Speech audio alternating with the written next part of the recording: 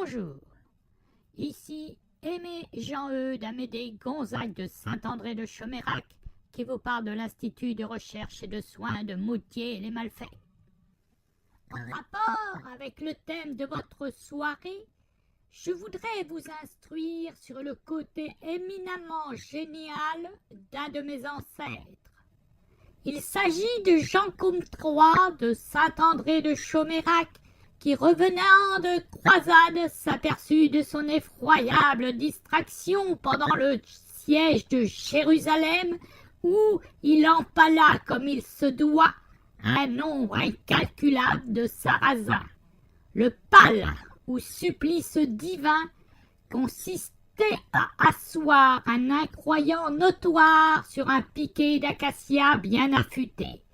Il est possible de laisser les épines sur le piquet en cas d'hémorroïdes, ou de l'enduire de graisse de rognon de bœuf pour un glissement idéal. À noter que Richard, cœur de lion, ramena cette délicate matière grasse de son exil et que depuis les Anglois l'utilisent dans leur Christmas pudding.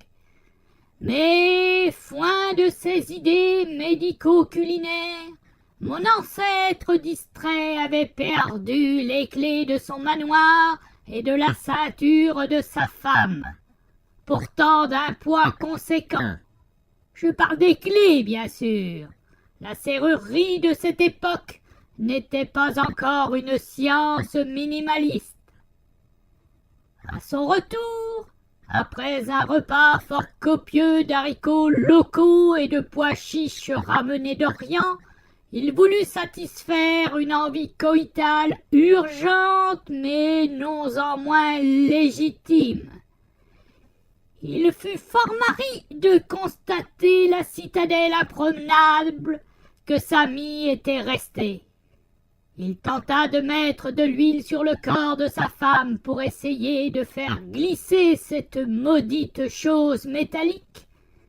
À noter que l'expression « met de l'huile » vient assurément de cette anecdote.